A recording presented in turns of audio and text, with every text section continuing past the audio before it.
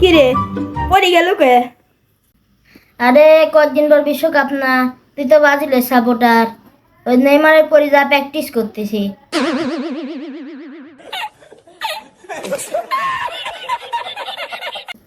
আব্বু, আব্বু হ্যাঁ, কি কি হয়েছে?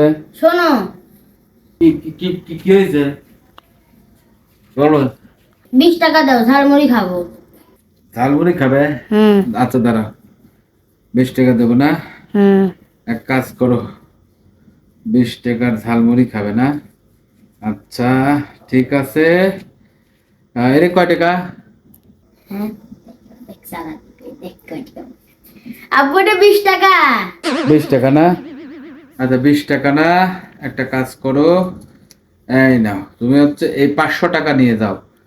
এই টাকাতে দুজন ঝালমুড়ি খাবে আর বাদ বাকিটা ফেরত দিবা। নাও, হ্যাঁ, কি হলে নাও, ঠিক আছে যাও।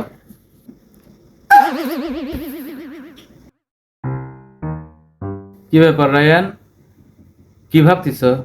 এটাই ভাবতেছি যে ওই যে আম কাঁচা থাকতে টক থাকে, পরে পাকে যাওয়ার পরে মিষ্টি হয়ে যায়।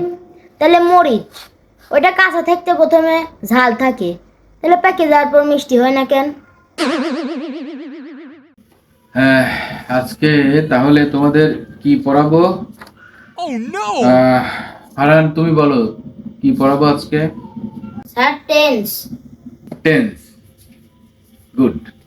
এই টেন্সের সংজ্ঞা, টেন্সের সংজ্ঞা, এটা খুব একটা ইম্পর্টেন্ট একটা কথা বলছো তুমি। টেন্স আমরা ছোটবেলা থেকে কিন্তু টেন্স পড়ে আসছি। এই টেন্স না জানলে কিন্তু ইংরেজিতে ট্রান্সলেশন করা যায় না। টেন্স জানা কিন্তু আমাদের খুব জরুরি। আচ্ছা স্যার, আমরা জিজ্ঞেস করছি টেন্স কাকে বলে?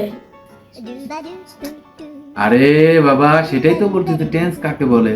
টেন্সের সংজ্ঞা তো, টেন্সের সংজ্ঞা জানার জন্য আগে তোমার টেন্স জানতে হবে। টেন্সটা হলো এই দেখো, টেন্স কিন্তু টেন্সি, টেন্সের বানান কি? টেন্স। এটা কি টেন্সের বানান? টেন্সের বানানটাও কিন্তু তোমার জানতে হবে। টেন্সের সংজ্ঞা জানতে হলে আমাদের আগে জানতে হবে টেন্সটা কি।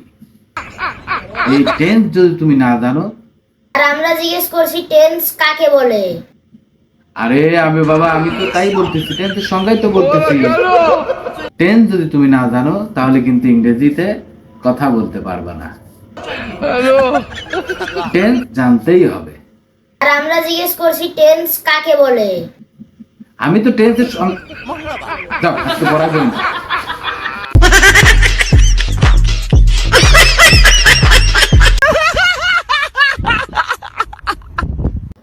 আপনি যে এত ভালো পরীক্ষায় রেজাল্ট করলেন, এর জন্য কাকে ধন্যবাদ দিতে চান? এর জন্য আমি নিজেকেই ধন্যবাদ দিতে চাই। আমার বাপ, তার সওয়াল আমি, আমার চাচার ভাইস্তে আমি।